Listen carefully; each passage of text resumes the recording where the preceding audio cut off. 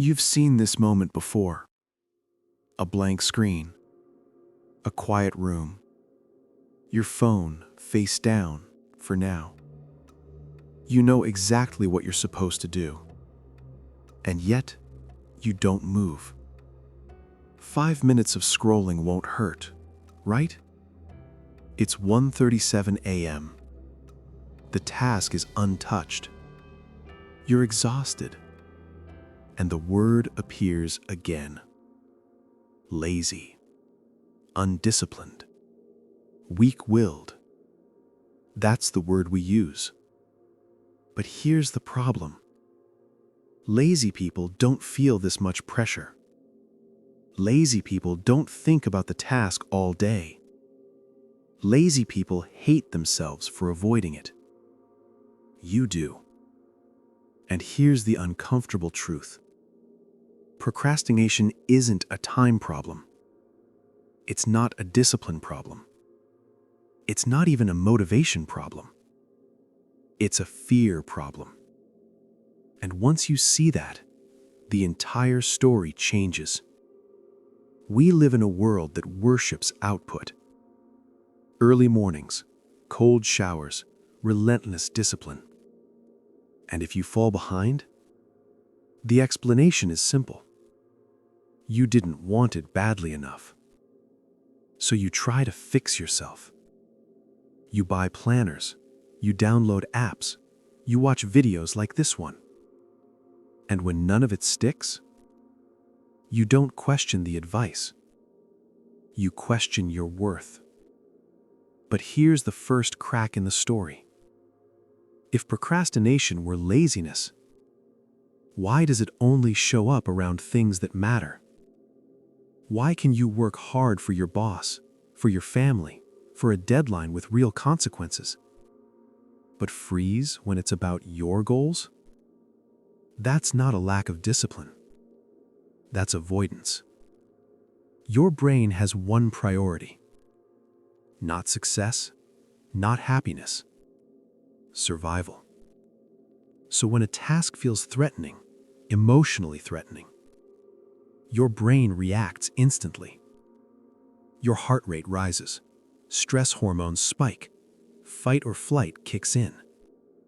To your brain, an important email can feel like a lion. Not because it is dangerous, but because it might reveal something.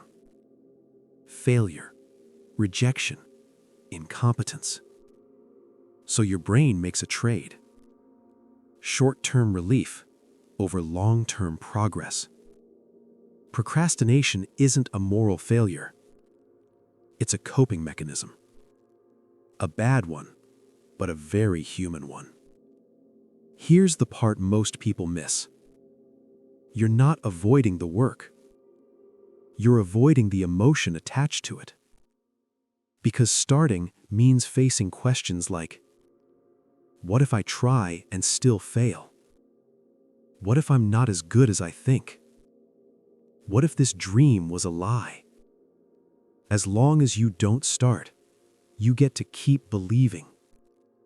Procrastination protects the fantasy version of you. And fantasies don't disappoint. Reality does. The cruel irony is this. The people who procrastinate the most often care the most. They have standards, they have taste, they have vision. And that's exactly the problem.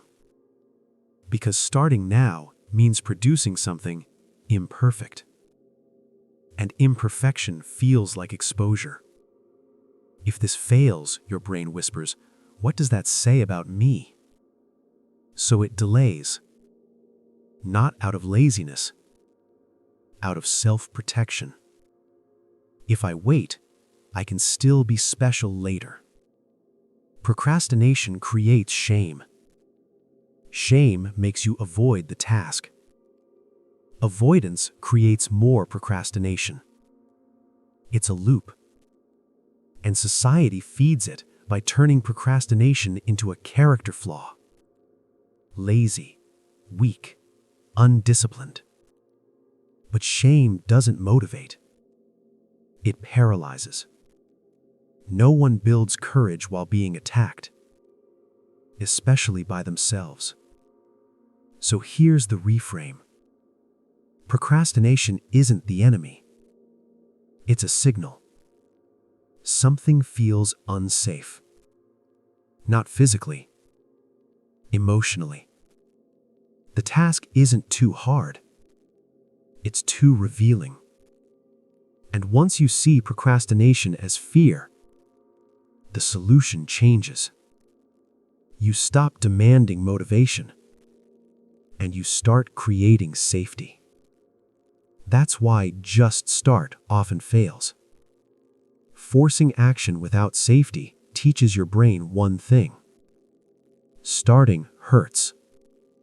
So next time, your resistance grows. Real progress isn't built through pressure. It's built through proof. The goal isn't confidence. The goal is evidence. 5 minutes, 1 sentence, 1 ugly attempt.